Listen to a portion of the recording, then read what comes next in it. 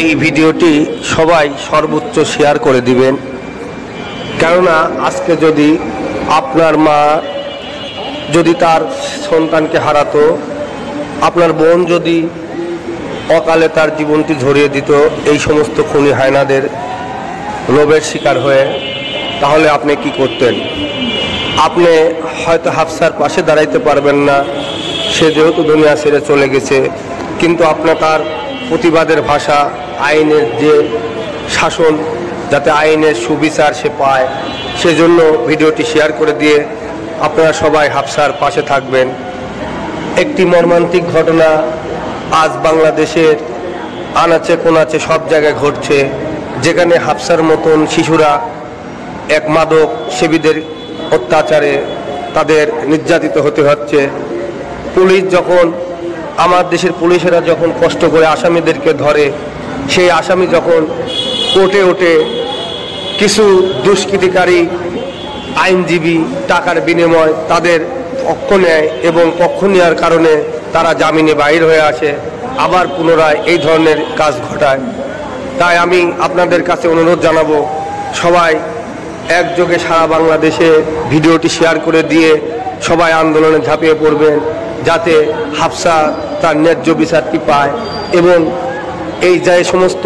আইনজীবীরা এই সমস্ত আসামিদের পক্ষ নিয়ে আজকে কোর্টে হাজির হন, তাদের পরিবারের লোকজন যদি দেখে, আমরা বলবো সেই সমস্ত পরিবারের থেকে আপনার সন্তান যদি হতো আজকে আপনি কি প্রতিবাদ জানাতেন? তাই বলবো, আপনার স্বামীকে বা আপনার স্ত্রীকে বা আপনার মেয়েকে যে আইনের লেখাপড়া শিখাইছেন তাকে বলবেন যে হাফসাকে যেন ন্যায্য বিচারটা পাইয়ে দেয়, তারা যেন আসামিদের পক্ষ না নেয়। কিছু টাকা হয়তো আপনার ক্ষণিকের জন্য আপনার উপকারে আসবে, কিন্তু এই হাফসা নামের যে মেয়েটা চলে গেল আজ দুনিয়া ছেড়ে, একটি ছোট্ট ফুল, একটি জান্নাতি ফুল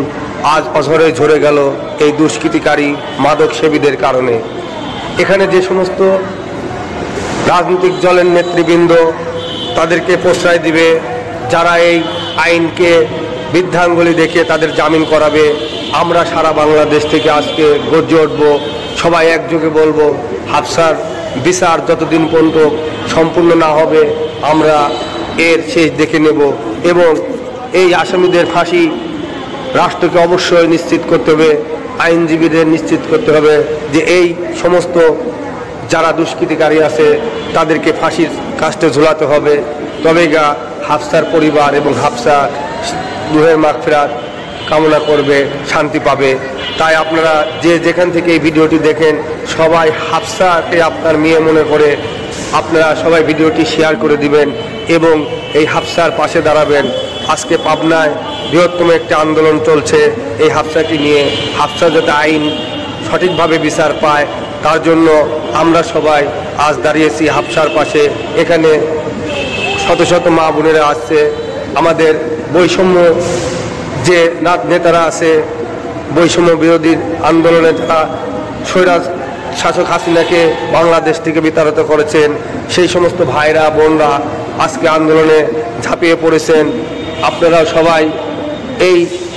আন্দোলনে শরিক হবেন এবং হাফসাকে ন্যায্য বিচার পাইয়ে দেওয়ার জন্য আপনারা পাশে থাকবেন।